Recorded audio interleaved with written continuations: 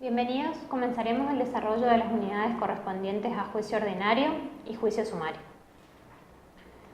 En principio, podemos definir que la construcción de la demanda deriva del sistema de proceso en el cual está inscripta, por eso su importancia. La diferencia entre el proceso ordinario y sumario es fundamentalmente la que prevé que en el segundo, es decir, en el proceso sumario, además de los elementos del proceso ordinario y de acompañar la prueba documental, deben ofrecerse todos los demás medios de prueba restantes de que la parte intente valerse. Esa es la principal diferencia entre ambos procesos.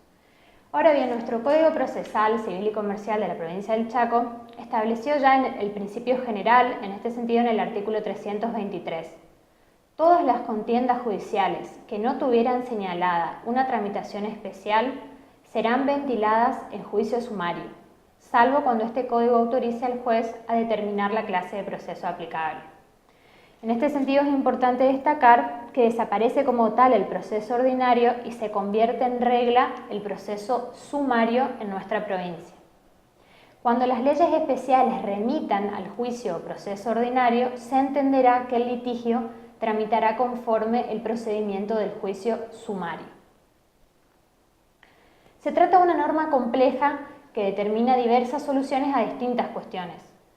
Entonces, serán los procesos de conocimiento típicos en este código el sumario y el sumarísimo, dado que se suprime el proceso ordinario que con anterioridad cumplía las funciones actualmente atribuidas al proceso sumario.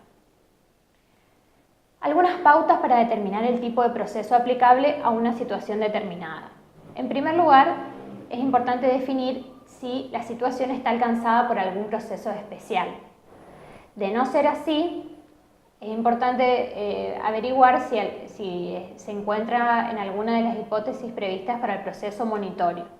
Si esta situación determinada, esta situación problemática, no encuadra en un proceso especial, ni tampoco en ninguna de las hipótesis del proceso monitorio, seguimos analizando y ahí corresponderá determinar si la tramitación deberá ser por el proceso sumarísimo en los términos del artículo 324, 325 o de alguna otra norma.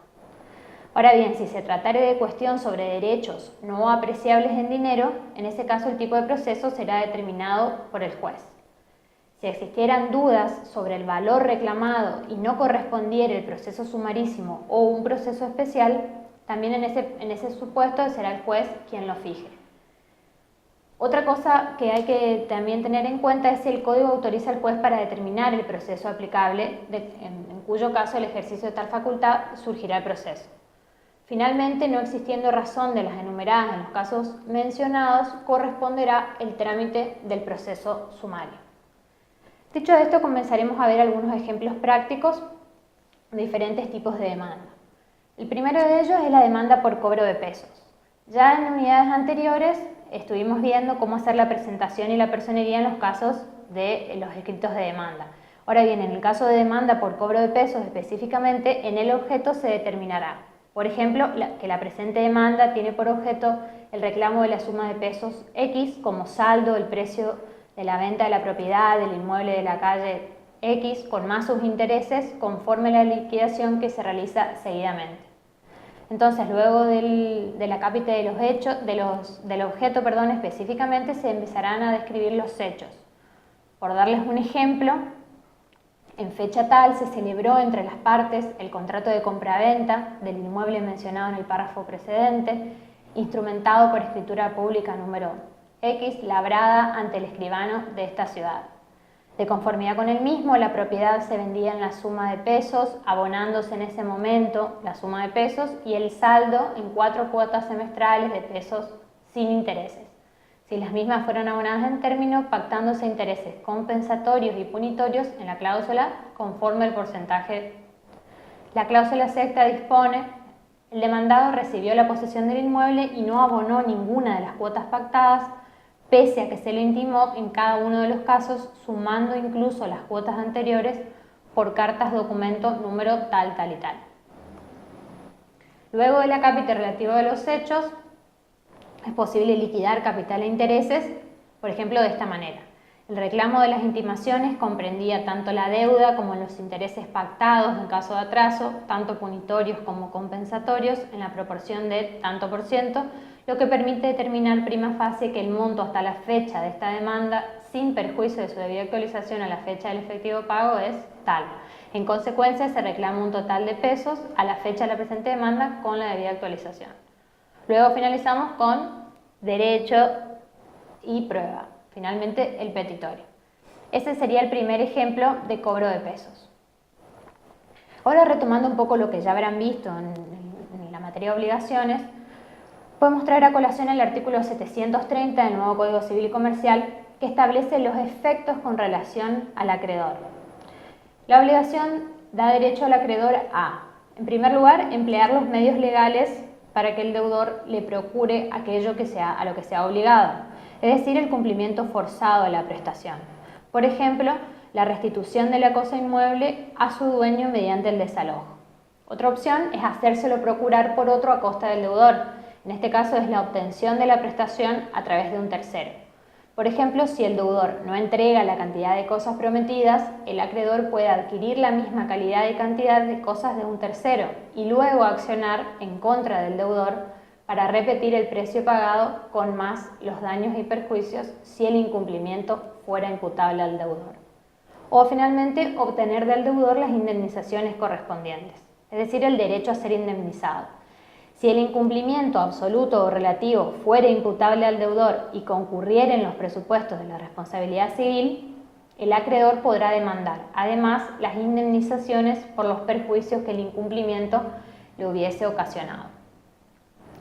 Sentado este artículo como para traer a colación las obligaciones, vamos a ver un ejemplo de demanda por incumplimiento contractual.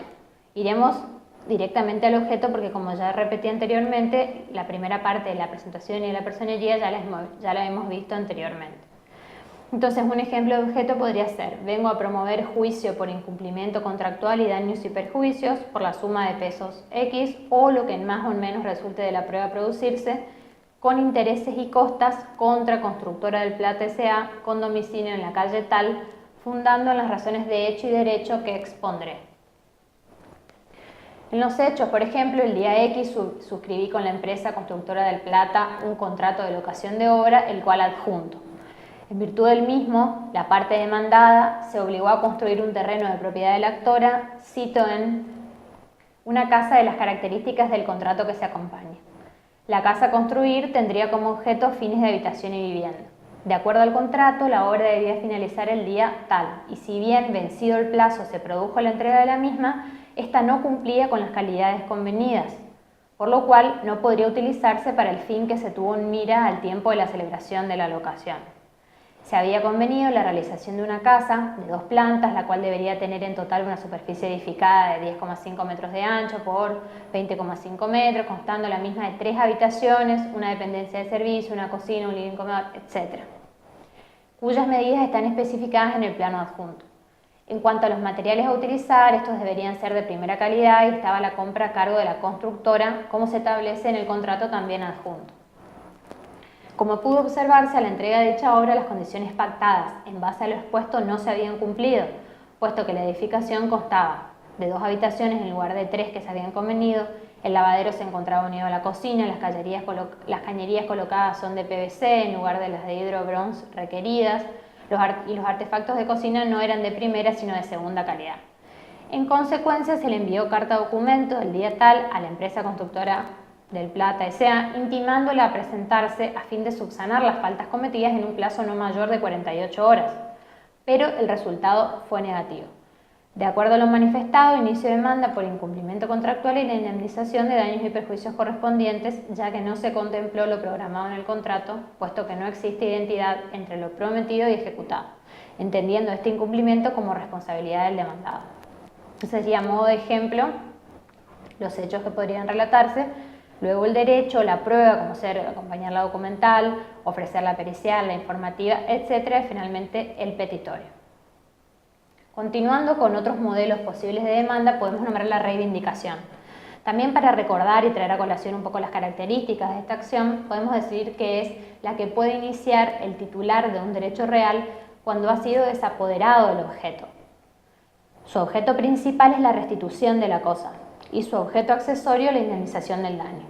Se trata de enfrentar al propietario no poseedor contra el poseedor no propietario, para que el primero, es decir, el propietario, obtenga la restitución de la cosa.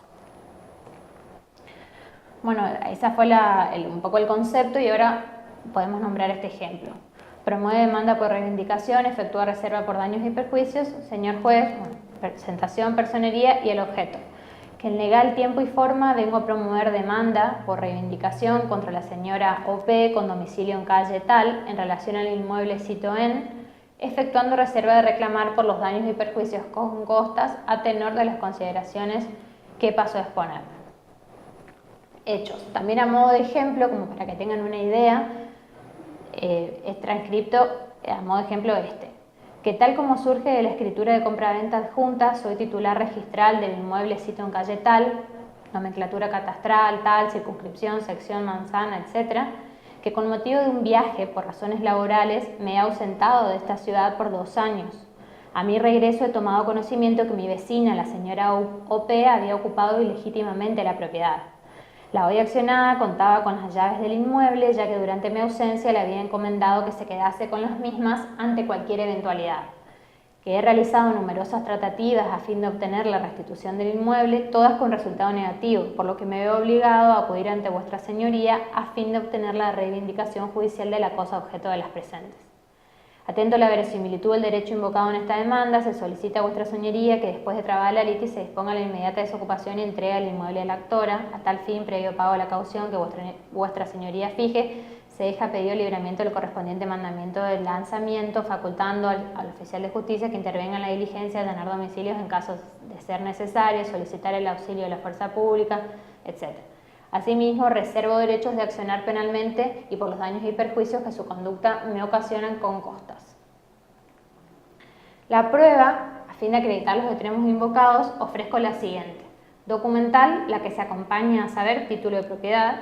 Testimonial, cita el juzgado a prestar declaración testimonial a las siguientes personas, quienes declararán sobre la titularidad del inmueble, la ocupación indebida de la demandada y demás particularidades del caso. Informativa, se libre oficio del registro de la propiedad inmueble a fin de que certifique la autenticidad de la escritura adjunta. A modo de ejemplo, luego el derecho y el petitorio. Es importante destacar, volviendo para terminar la cuestión de la reivindicación, que se debe acreditar fehacientemente la titularidad del inmueble que se pretende reivindicar. Eso como presupuesto básico, esencial de la acción reivindicatoria. Sentado de ello, pasamos a la siguiente, a la cual daremos lineamientos solamente básicos, como para tener una idea de qué se trata, que es la acción autónoma de nulidad. En cuanto al carácter o perfil, es una acción autónoma en el sentido de demanda principal introductiva de instancia. Con relación a la materia, es la cosa juzgada obtenida con vicios intrínsecos, sea dolo, violencia, fraude o simulación prohibida. El procedimiento comprende 2 fases separables. En primer lugar, la etapa indagatoria sobre la existencia del motivo de la nulidad y su relación causal con el pronunciamiento. Y la segunda, admitida la nulidad del proceso originario, el mismo juez decidirá o resolverá nuevamente sobre el fondo del asunto. La carga probatoria deberá ser soportada por el promotor que invoca el perjuicio, el agravio, la sinrazón, y la valoración de los medios probatorios debe efectuarla el magistrado con máximo rigorismo y en el supuesto de duda se abstendrá y declarará la validez de la cosa juzgada. O sea, prima la abstención o inhibición de anular la sentencia cuestionada. Continuando con otro ejemplo, podemos citar el de la escrituración. Al respecto, el artículo 1018 del Código Civil y Comercial establece el otorgamiento pendiente de instrumento. El otorgamiento pendiente de un instrumento previsto constituye una obligación de hacer si el futuro contrato no requiere una forma bajo sanción de nulidad. Si la parte condenada a otorgarlo es remisa, el juez lo hace en su representación siempre que las contraprestaciones estén cumplidas, o sea, asegurado su cumplimiento. En los casos en que no se cumplió con la formalidad prevista por la ley, siendo ella exigida con carácter solemne y relativo, el contrato no queda concluido como tal, pero sí vale como contrato en que las partes se obligaron a cumplir con la expresada formalidad.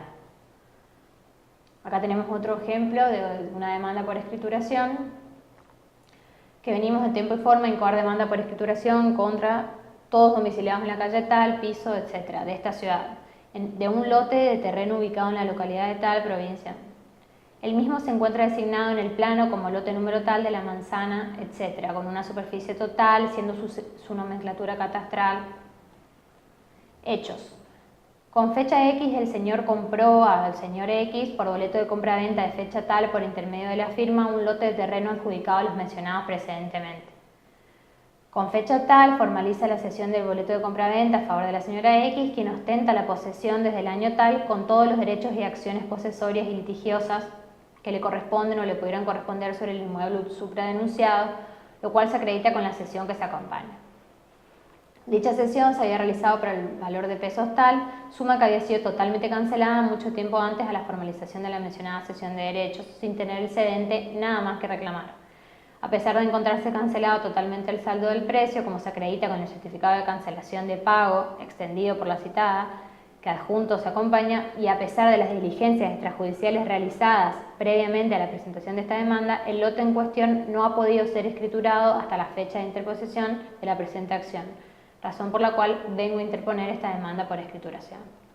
Luego de los hechos, fundamos el derecho, como ya vimos en otras oportunidades, luego la prueba, que en este caso podría ser la documental, boleto de compraventa certificada, pago, cesión, acta de mediación, informe de dominio, fotocopia de DNI, etc. Y luego ofrecer las pruebas restantes, informativa, etc. Y finalmente el petitorio, y ahí estaríamos terminando con el modelo de escrituración.